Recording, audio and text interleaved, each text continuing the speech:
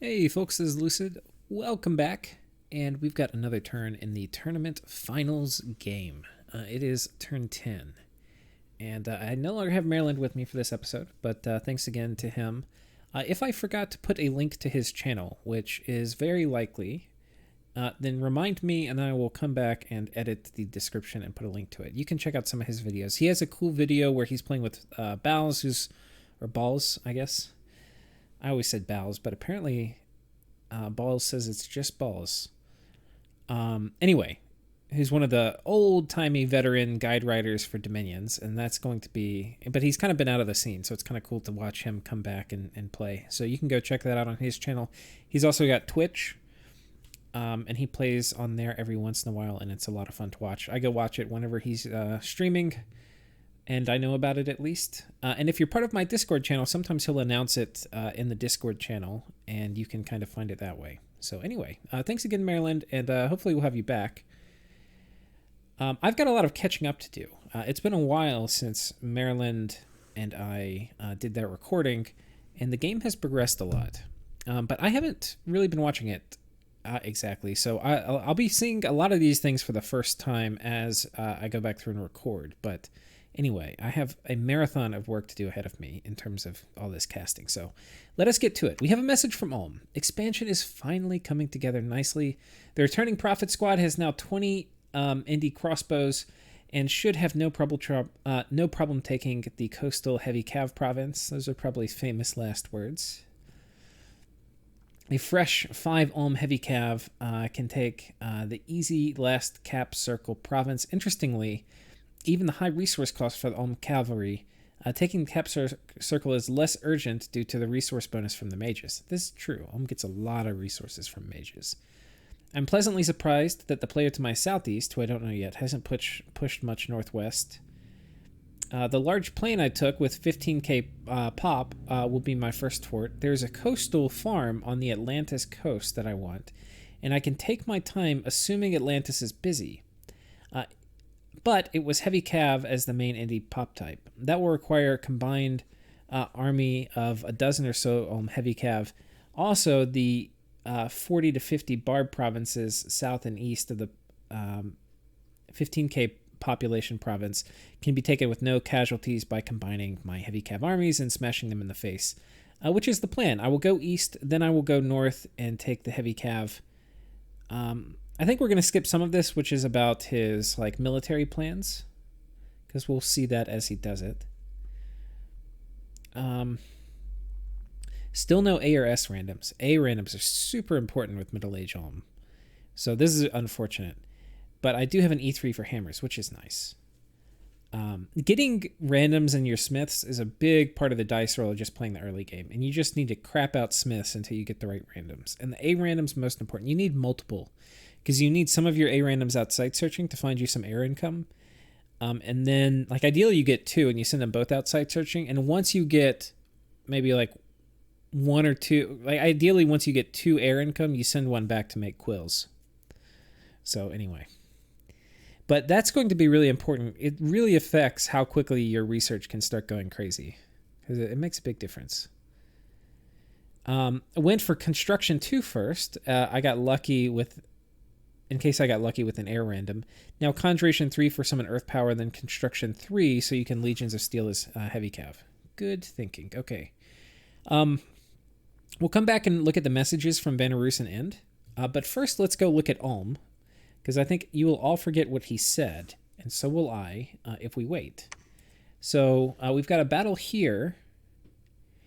This is what he was talking about with the heavy cav and the indie crossbows. So he's on hold and attack, which are going to let the heavy cav get well out in front of the army.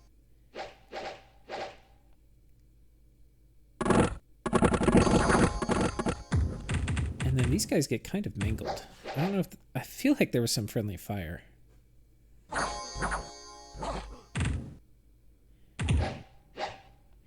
That's honestly, too, one of the big differences between Conquest of Elysium and Dominions.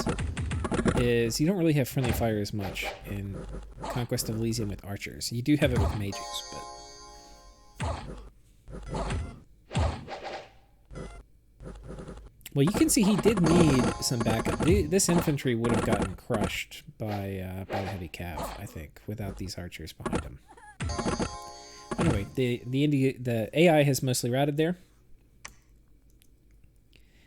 And then coming over here, we've got a few heavy cav from Ulm going to finish clearing the cav circle. And this is what they were made for.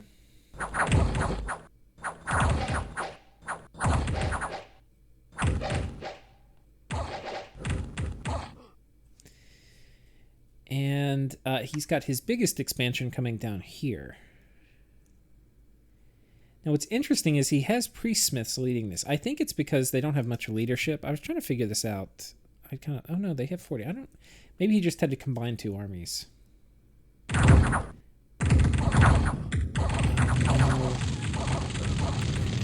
was kind of close, actually. Not that close, but kind of close. And also because I'm playing on a different game version. Okay, he lost 3 Black Knights, so that's unfortunate. We'll watch that again. I kind of want to see how that happens. A lot of times what will happen when you do heavy cav versus barbs, I think part of the problem is they're not in a line. A lot of times when you do heavy cav versus barbs, the initial lance charge will rout them.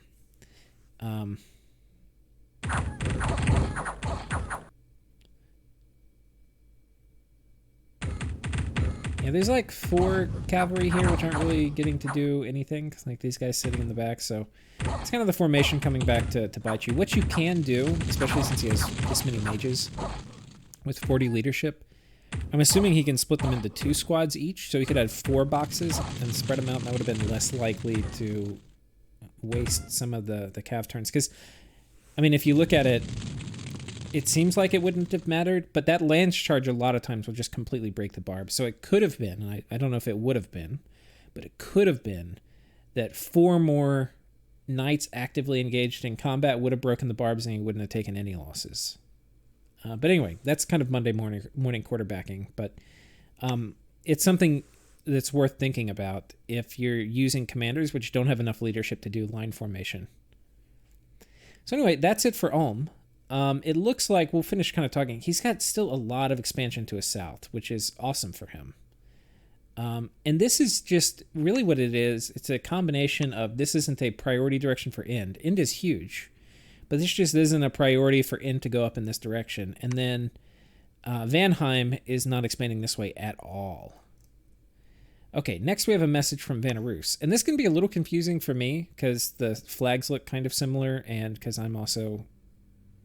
Wait, do they look similar? Well, they're different colors, so they don't look that similar. But they both start with Van, so I'm going to get confused between Vanheim and Vanarus. Okay, from Vanarus. Turn 9, starting to run out of expansion room. That's a bit earlier than I would like, but within normal bounds. Province count is acceptable, but province quality is a bit disappointing. The large province farmlands I got were smaller than I usually see from this map generator, but still within the bounds of what randomness puts out. The winning bump with Vanheim is important, and I'm glad I took the risk. I saw where he was and hoped he would move somewhere that wasn't brazenly in my area, but he was greedy and I had enough to stop him. And that bump is pretty much the reason I'm expanding with Chud Berserkers. In spite of their premium gold cost, they're hard to mass in big enough numbers later on, but right now, lines of them are pretty killy, even against elite units like Vans. And if you recall, Marilyn and I were kind of commenting, this battle initially was favoring the Vans. And we were like, oh man, these Vans are going to win. But as the glamour got popped and as the Berserk triggered, the tides quickly turned. Now I'll scoop up the Troll Province at least, and hopefully more. Sadly, on the south border, I bid on some mercs without double-checking what they were, and now I'm seeing a big pile of longbows. If a big pile of longbows can melee stab to death a small number of heavy cav. The answer is probably no. I think like 3 heavy cav killed 20 longbows. If they can take one province, I'll consider my error corrected. I've now made a diplomatic contact with Jotunheim, Ulm, Pythium, and Vanheim. No response from Vandarlog to my greeting yet, and no contact with Satis either way. No overt hostility, but if that changes, I should have time to handle it. Excellent. I'm issuing a scout ping to 156 this turn. It will be a throne with mages. That could either be wizards that make elementals or sorks. This is the throne in my starting area that I have the weakest claim on, so if I want it, I'm going to have to move fast. My pretender should be able to handle it, but the path spread on any mages is very important, as I have the gear to, as I will have to gear differently depending on what I see. Throne at 83 is more securely in my area. Let's go over there and see what he's talking about. So, Vanarus down here. So, he went to ping this one. I wonder if Vanarus, since he went last, I think got to see the Jotunheim ping. So this is the first one he's talking about, 153. I mean 156. Let's see what's here.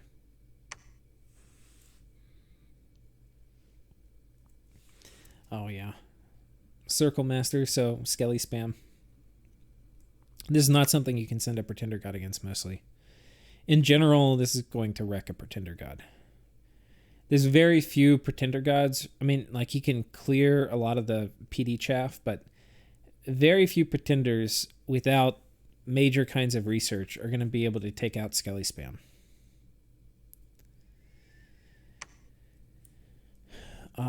Fire elementals and stuff they could deal with because they're limited, but Skelly spam, they're just going to keep coming.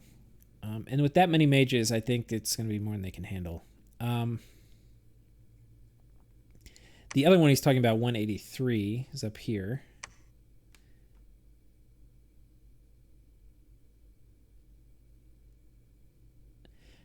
I'm hoping it's one of the Astral Mage Thrones, because Astral's the one path I have absolutely no access to and otherwise never will.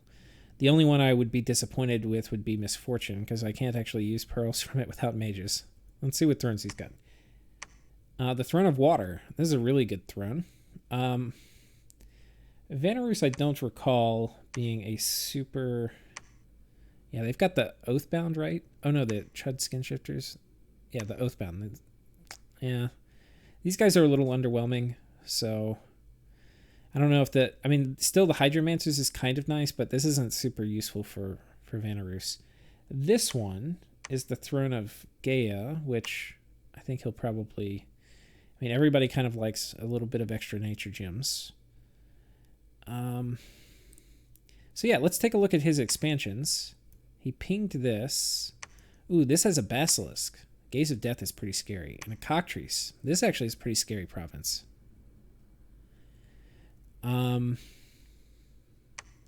He expanded here.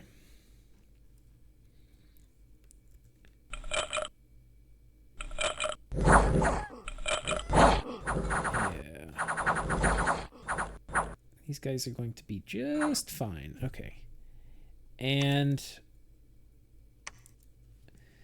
so this is kind of hilarious. He sends the crossbowmen in. I think we all know how this is going to go.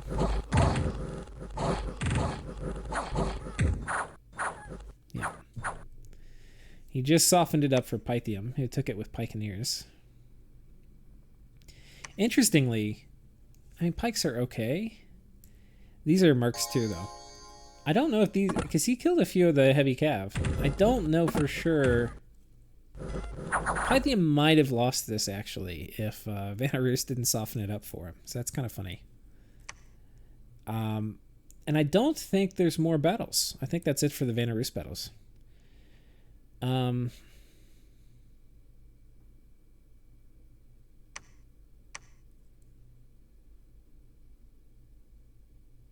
So excellent. I think he wants to take I think this group could have taken the Forest Trolls. I don't know why he's hanging out. Maybe he feels like he needs a little more bulk. But it'd be nice to get this maybe while it's winter, because then he could cross the river here. So anyway, these guys are probably going to move to the left.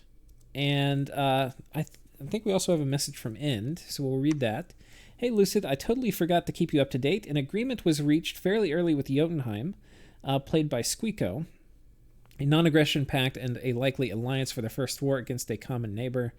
That point being obviously all relative. We agreed on a NAP 3 in the borders you can currently see without any issues. Diplo-wise, some trade of Earth gems took place with Yis a few turns ago. This turn, an agreement was reached with Naba for 9 and 5. We would bump for 9, as we're both not so keen on letting go of a 129 income province. Whoever wins will leave 5 for the other. That sounds really funny. It can sound crazy to take a trade like that with Naba Sacreds, but I got magic weapons, which doesn't care about glamour. Unfortunately, that's not how it works, buddy. Magic weapons will dodge mist form, but they will not affect. They will still be wrecked by glamour. I feel like Ind and Naba fight in every game. I've seen a few games where every single, it's just probably just coincidence, but every single game I've seen in them, they fought, and I think in every game, Naba has won. So this will be interesting. But in this case, Ind is in a much better strategic position. Like, they're much bigger than Naba.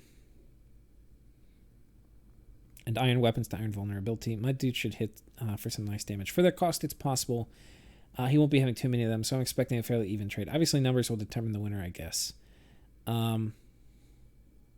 I'm not enough of a tryhard to test it with possible blesses he's running in the game, so we'll have to see. Fair enough. Let's check it out. So where is Naba? It's down here. So Ind got unlucky and had to fight the Indies first. Oh my gosh. There's not a lot of guys. And you'll have to forgive me. You probably remember what his bless is, but I kind of forgot. Attack, magic weapons, poison resistance, defense, undying, strength, blood surge. Okay, and combat speed. So this is a rainbow. I don't know if it's an awake rainbow. Oh, that's just embarrassing. Well, he doesn't even take it. He just softens it up for Naba. I'm pretty sure that... Oh my god, these would have just murdered. I mean, this would have been... He's actually lucky he failed the morale check. He's actually lucky. If he didn't run from those independents, these guys would have completely wrecked him. Completely wrecked him. I mean, because this battle, a lot of his guys still retreated. If he had run into this other group, I don't think anybody would have made it. Let's take a look at this again, because I kind of want to see if there's something he did obviously wrong with the scripting. I mean, I think this is the same thing, actually.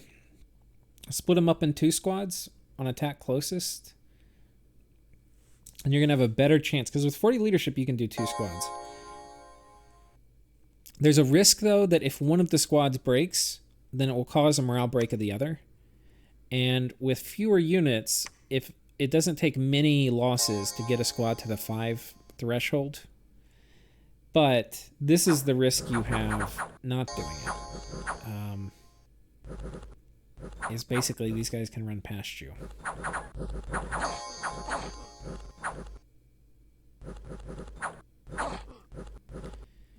This is going to be a hard fight anyway, I think. Like, even if these guys weren't flanking, like, if these guys somehow got sucked in here, I'm not 100% sure Ind wins.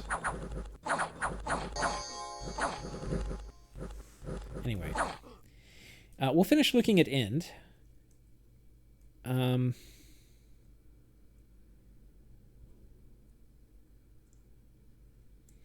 don't think we have any other battles for them.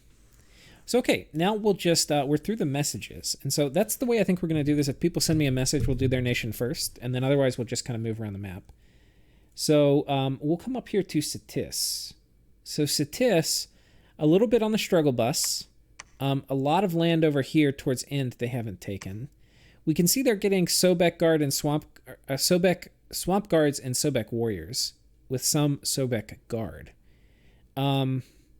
Which I don't really think is the right choice. I think it's just spam out elite warriors all day long. They've got a squad here, but it's not really in position to take anything. So they're probably the smallest player on the map right now. Yeah, it'd be interesting to see what they do, but they need to make plays. Otherwise, they are not long for the world. Coming down, Bandarlog. Bandarlog has had surprisingly efficient expansion, with a nation that can often struggle with it, but they have a bless which is very not greedy. He's very good early.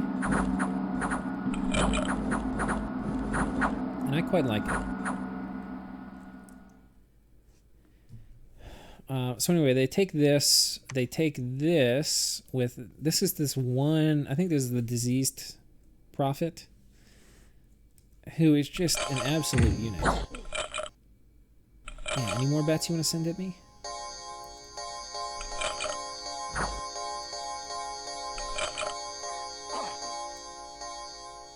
Oh, I guess he has Astral as his main bless. That means his Word of Power is a 100 range. So he can hit people from anywhere. Interesting.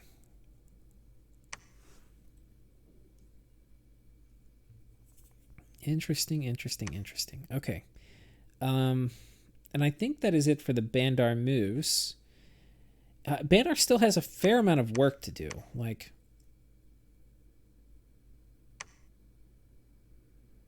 so this has a Brahmin. Ideally, he had a commander here, and he can bring the Brahmin and the commander and consolidate here. That would be, I think, ideal for him. I'm not sure if he did, but he has some guys that got left out up here because the priest dude died. But Bandarlog's looking pretty okay. They've got a huge monolith too, which is awake already. I guess. Oh, of course, it's been awake the whole time. But that's going to be pretty useful if people try to rush him, because a lot of people can't handle mana drop. And Bandarlog is a nation which certainly wouldn't mind a bit of thaumaturgy early, or early-ish. Okay, so let's come over here. We've already done Vanarus. Vanheim. They expand over here with a lot of Vans. This is a pretty big party, but it's kind of a lot of heavy cav, and it's a fair amount of light cav too that have bows and arrows. So the arrows are one of the things elves are kind of weak against. You can see if any of these hit, it's going to go ahead and pop down.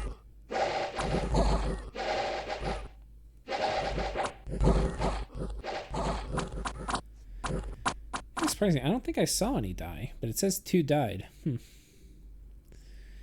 So okay, so he lost 2 Vans, which is unfortunate. Does he? And I get one of the things with casting this with the Omniscience mod, I cannot see glamored units.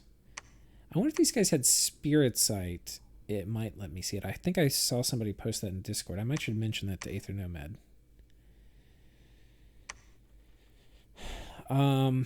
Okay, so that's Vanheim. Still not expanding in this direction. In my opinion, guys, there's a problem. If it's turn 10, which means we're about done with the first year, and you haven't expanded at all in one of your cardinal directions, which includes leaving your cap circle empty, you're in for some trouble. So something is wrong. Hopefully he can remedy the situation, but we will see. Okay, and we've made a lap because we're back now to end. So we'll come up. We've done Ulm. We'll keep going right. Let's see what's happening over here. So if you recall, Atlantis had gotten on top of Yis's capital. But unfortunately doing that required basically sacrificing most of his army, because there was kind of a lot of chaff on top. I mean, he had a lot of chaff, which he needed, but a lot of it is gone now.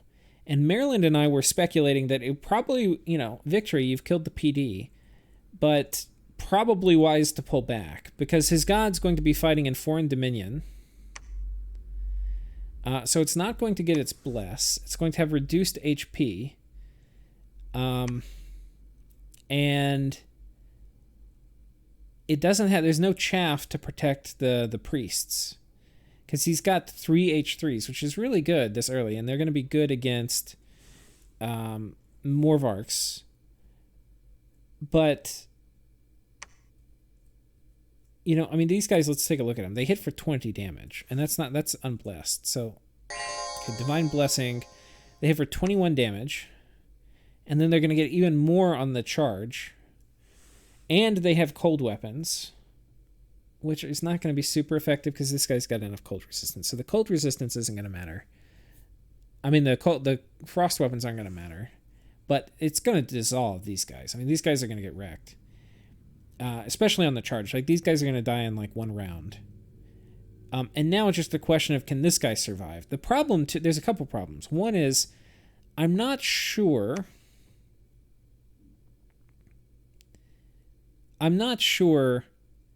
if all these guys die, it could HP route this guy. Like, especially if this guy gets hit a fair amount, it could cause the HP route threshold for the whole battle. And then he's definitely kind of fucked.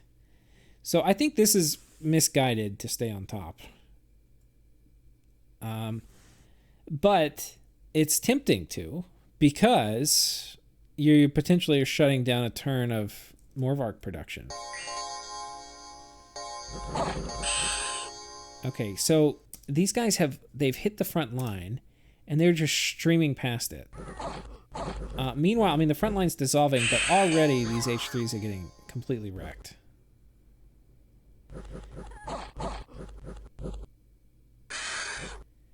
Yeah, you really needed chaff with this. And I think in some ways, Atlantis was feeling more desperate than maybe they need to be. Because with Holy Threes and having some PD chaff in front of them, they could hold a choke point. Like this and this, they could hold for a long time. Now, Yiss could potentially go around. But here, we'll finish watching. So they didn't need to go on top of their cap. Now, I know the player had said that they thought they were preaching, because they've got 3 Holy Threes, one of them's a prophet and their god. They were trying to wipe out the Dominion on the cap, and they thought the preaching would happen before the turn. And if the Dominion switched and the god got the bless, they thought they would have it. I don't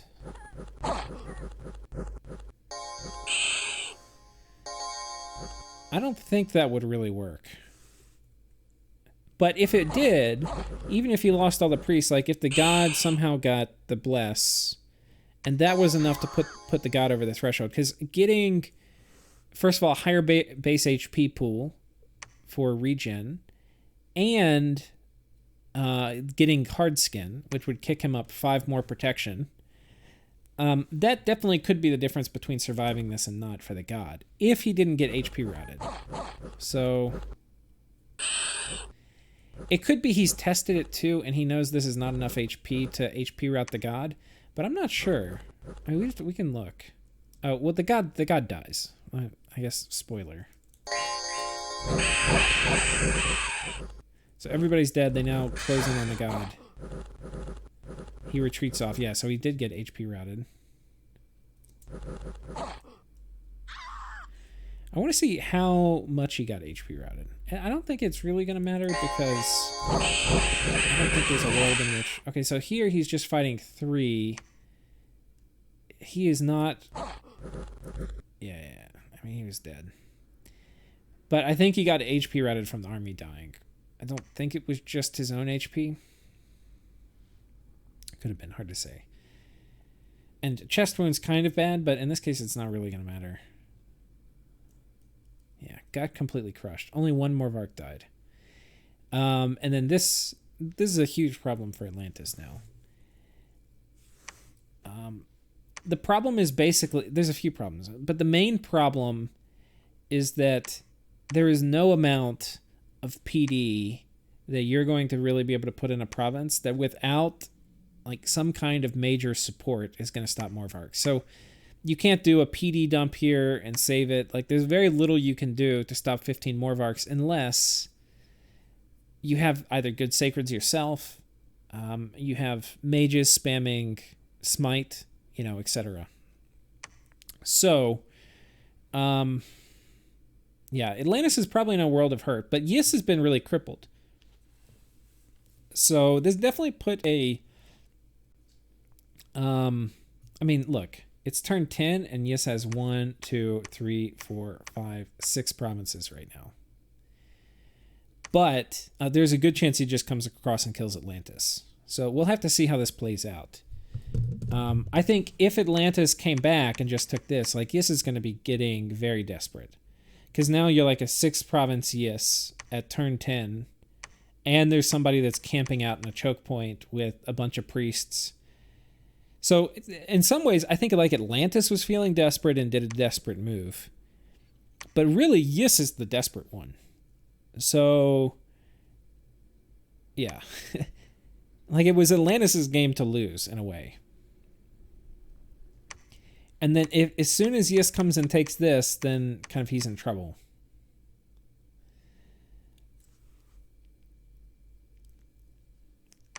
Yeah. He can force Yis into like weird things. Like he has an army here, and so Yis is like, okay, well, I have to take it. If he's got enough priests and stuff here that Yis can't take it, then Yis is going to go do other things, which is what Yis was doing. And then he can be like, okay, well, I'm going to come out and attack this. And then Yis is like, okay, well, if Yis moves and attacks here, this army can move back and defend. So shit, right? If Yis is like, okay, well, I'm going to move out and take this, he can move back here. Atlantis can also be like, okay, well, I'm going to swap you and take your capital now. And meanwhile, he can keep getting more chaff from all these provinces, because all he really needs is chaff. Everything's going to die to the Morvarks, while he has more H3s coming across, or something. So, I don't know. I think he kind of messed it up. But, if it could have been that this was... If the god had the bless and the dominion shifted, that it would have worked out differently, and it was just a misunderstanding from Atlantis. Because if this did work and he did kill all these Morvarks, I mean, it was a good game for Yis. But you can see that was very far from happening. So anyway, that's basically it for Yis and Atlantis. That's the only thing that happened over here. But it was obviously hugely impactful.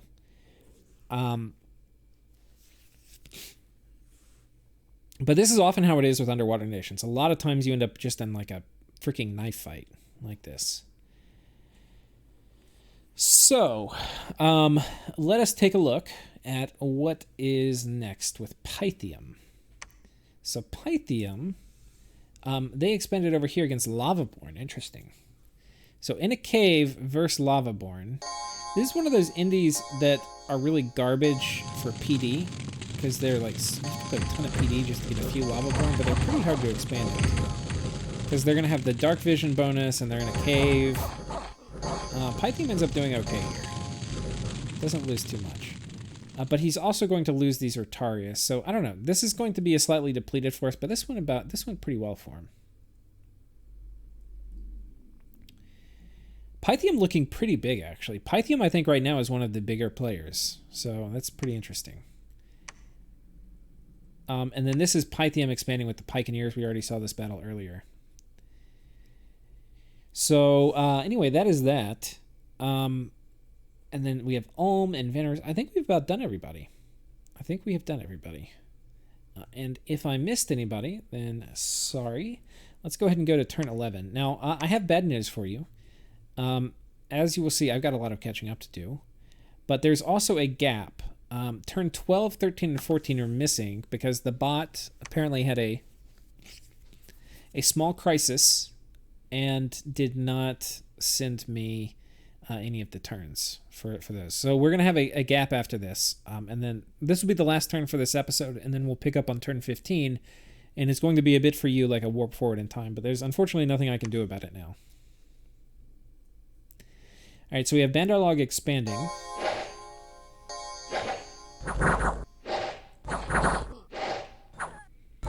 God, these tigers are just such units. Look at them. This is one of the things, too, that I feel like it's very synergistic, too, with the Ethereal Bless versus things that do not have magic weapons. Because this Twist Fate is not going... Twist Fate is after the Ethereal check. Like, it's the last check. So... Once you can fluff these guys with Ethereal, it's going to make Twist Fate versus things without magic weapons 4 times as effective. So it's a big deal. Next, well, we're not doing this from here. Let's go do but I didn't read. We're going to start with Ohm because he sent a message. Nabah contacted me out of the blue asking for an alliance. Upon further discussion, he claims that Jotunheim plans to attack End. At that point, he believes Jotunheim would be weak to a combined attack to myself and him, Nabah. I asked why Nabah wouldn't team up with Jotunheim on End, and he said he would also raid End. So I'm not 100% convinced on his Diplo strategy by Nabah, because it seems to me he's just a team-up versus End. It's just a team-up versus End, which is not very likely to leave any of the attackers particularly vulnerable. In any case, that does mean my southeast neighbor, End, is going to be busy, which gives me more room to breathe in that direction. He also seems to have left expanding there for last. If war does happen between Naba and Jotunheim, I will certainly try to take advantage of the situation. Going to ping the throne to my north with militia archers. If the majors are not too scary, it could be an early, easy throne grab. Okay, so let's look at... We'll finish with Bandar Log in a second, but let's come up here and see what Sakane was talking about here. Okay, so he's pinging it. And this is wizards. Oh, circle masters. Oh, and conjurers. Not super easy, not super hard. This is the kind of thing... Skelly Spam, one of the good ways to fight Skelly Spam thrones, it's just a pretty big conventional army. So if you bring a pretty good Omish army here, it's just going to crush this. But a small... What this is very good against are things that like barely would beat this, or like small contingents of units. So you don't necessarily need a super high quality army, you just need a lot.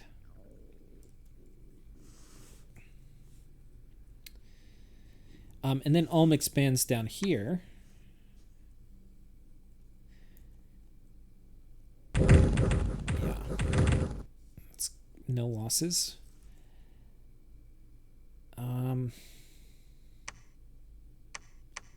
He does have a lot of heavy cav. I feel like I wanted to say while I'm clicking around, like I want to say he's being timid, but I think honestly he's not. Like, this is scary.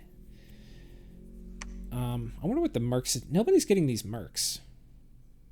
Like, he could definitely use these mercs. Like, the archers would be super helpful against both of these. They're not going to be helpful against heavy cav, but against, like, barbs. The barbarians are going to be kind of useful, too. Especially versus, like, the heavy cav. So it's interesting nobody's buying the mercs. Mercs, too. Usually the more high-skilled the game is, the more you see mercs get crapped up.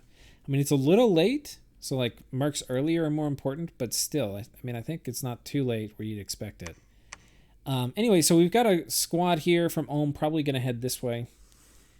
So anyway, we'll see how they're going. But Ulm, I would say, is in middle tier. Right now he's at 1, 2, 3, 4, 5, 6, 7, 8, 9, 10, 11, 12, 13. 13, but he's honestly got claim to a lot more. So he's probably, if he gets these, he's going to be one of the... He's going to be top of middle of the pack. But right now he's just middle of the pack. And then I promised we would come down here to Bandar Log since I started clicking on them. And then we'll probably just start wandering around the map. This is kind of... Oh my god. Look at this, guys. Look at this madness. I mean, what madness is this?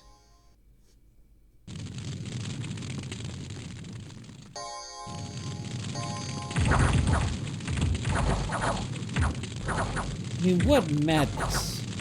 Let's watch that again.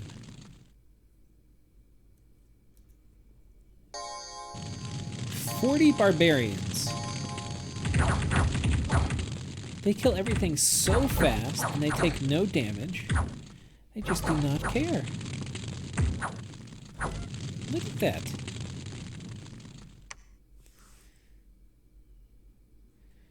So Bandar Log looking mighty fine. 1, 2, 3, 4, 5, 6, 7, 8, 9, 10, 11, 12, 13, 14, 15, 16. 16. Bandar Log might be the biggest player right now. It's probably between them and End.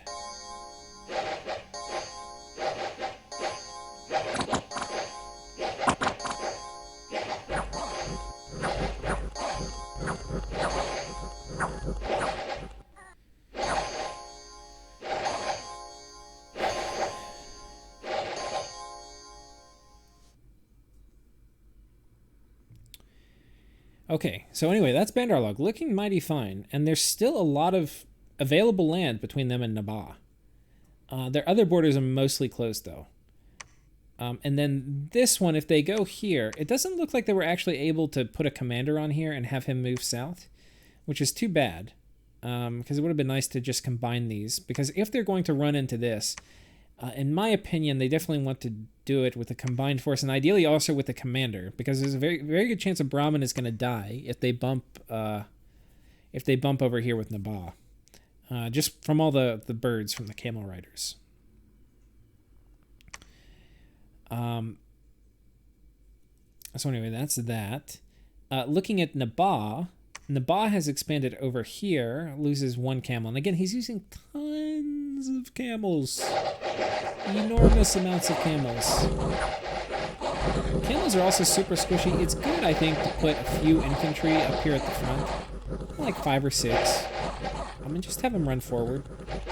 They're gonna draw a lot of the arrow fire, and then they are going to help if anything does kind of start getting in melee. So again, Naba using kind of big expansion parties, but they're also looking kind of okay now. They've got 2 forts up. They're not that small anymore. They've expanded over here. Pretty easy expansion. They've got 1, 2, 3, 4, 5, 6, 7, 8, 9, 10, 11, 12. 12. So they've got 12. Unfortunately for them, they have some room for expansion in the south, but not a ton more. They could probably get... No, they get these 2. So this would be 13, 14, 15, 16. So okay, that would be okay. They're gonna be set up okay for mid game. Or I mean, for their first early game war. They're not terribly small. And then I can't help it. I want to go. Let's go and see what's happening down here. So Yis is attacking this way, and Atlantis has just vacated this province. And if you fight Yis, you want to fight them underwater. So this was a kind of predictable move. But I don't know if there's anything they could have done to really take this. They send a small squad this way to clear this back.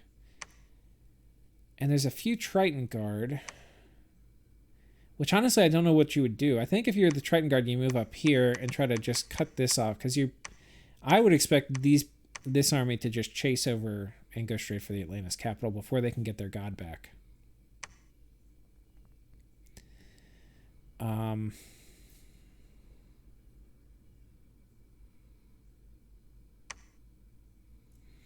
Yeah. I mean, honestly, Atlantis 2 probably could have even, like, dropped a fort here. Just been like, come fight me. Come fight me. And just done a PD dump. I'm like, what is Yis going to do?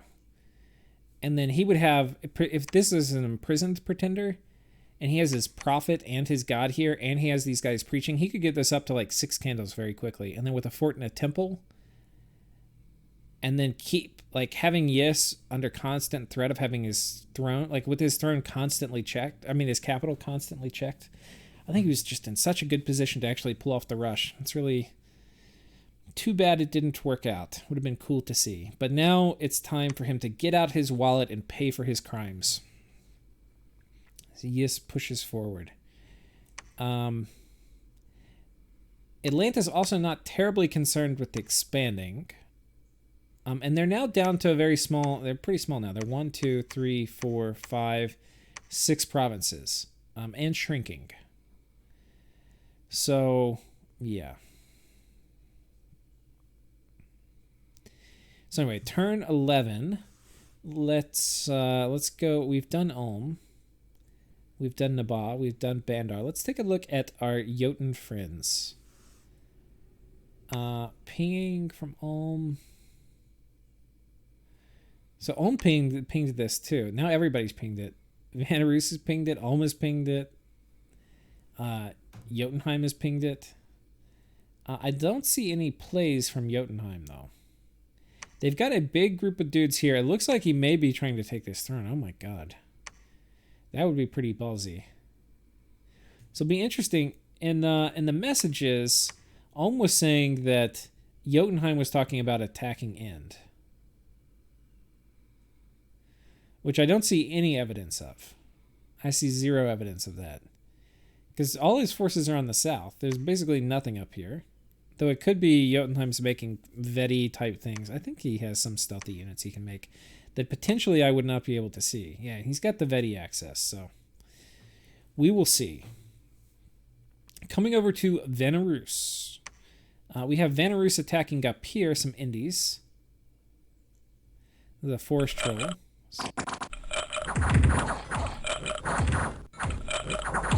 They get butchered pretty good. I think the Force Trolls kill a couple guys, though. Yeah, he lost a couple churred. I can see why he wanted to get some more Lion Tribe warriors, just to give some more targets for the Force Trolls to hit. So I think that was probably a wise call.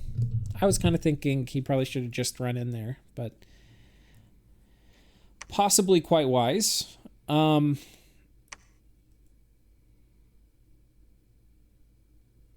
Yeah, okay, that was the only play from Vanarus. If we count up their provinces, because we're getting pretty close to when we're about at the end of expansion. So 1, 2, 3, 4, 5, 6, 7, 8, 9, 10, 11, 12, 13. 13 with probably 14 guaranteed. And that's about it. His borders are mostly shut off. So he's okay, but he's not in a great position. Coming down to Pythium, or Pythium, as Maryland would say, and I have no idea which way is correct, but if I'm saying it, it's probably wrong. So it's probably Pythium. But, yeah, so he expands here with the Pikeneers. It does pretty good work. And fails to expand down here.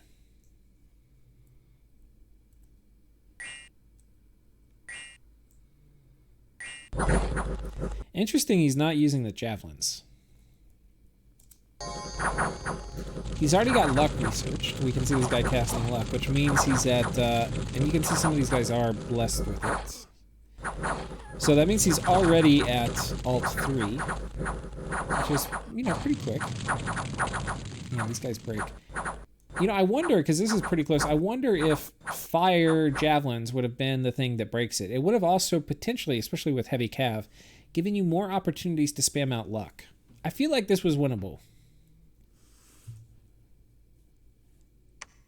I feel like that was winnable. But that's going to put a damper on Pythium, because they are going to want to basically, you know, like they need to get this. I guess they have this group here. So, okay, this group's going to be able to come and clean up. But Satis may have seen this happen. And if I were Satis and I saw that happen, I would be marching my ass right on up there. But yeah, they're basically done with expansion. They are now at 1, 2, 3, 4, 5, 6, 7, 8, 9, 10, 11, 12, 13, 14, 15, 16. I think they're at 16, but there's also a chance I miscounted. And I might not have counted this one, so they might be at 17. But anyway, this would be 18, 19. Yeah, Pythium's very big. So they're up there with being one of the bigger ones. They're probably right, maybe even a little bigger than Bandarlog.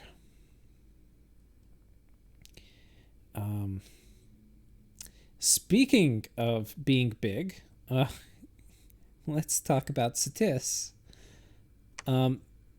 Satis is riding hard on the struggle bus. I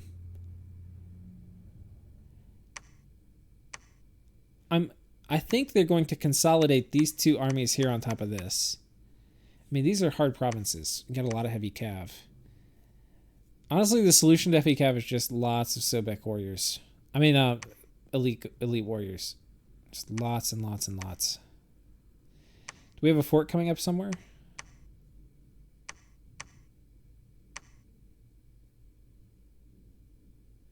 Quite well organized. I guess he was worried about Bandar running in and attacking him. I don't see any evidence of a fort. Oh, man, Satis is going to get eaten alive. This is a very, very rough start for them.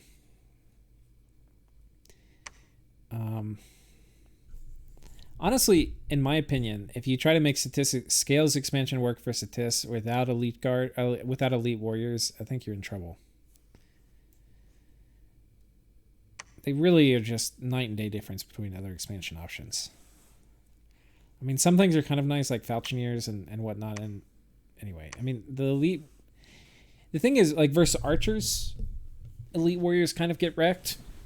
But they're so damn killy. They just, like, they don't care about heavy cav. A lot of elite warriors are just going to tear up everything. They kill things so fast, the fact they're a little squishy doesn't normally matter that much. Okay, so that's Satis. I don't think we've done Vanarus, though we might have. Okay, he loses one van down here. He loses no vans over here. So Vanarus kind of catching up. Still has a fair amount of room to his east. And he's got 1, 2, 3, 4, 5, 6, 7, 8, 9, 10, 11. He's got 11, 12 provinces, I guess. So anyway, if he gets these before Ind kind of doesn't want to expand over this way. And maybe, I can't remember, they might have said they made an agreement. If Vanheim gets all of this, he's going to be okay. But if he doesn't, he's going to be quite small. But anyway, at least he's started to expand in his eastward direction. Yeah, I mean, the thing is, if you look at it, like this is, I think these expansion squads are 3 turns of cap-only Sacreds. Because he's probably, I doubt that he's making 5 a turn, though he might.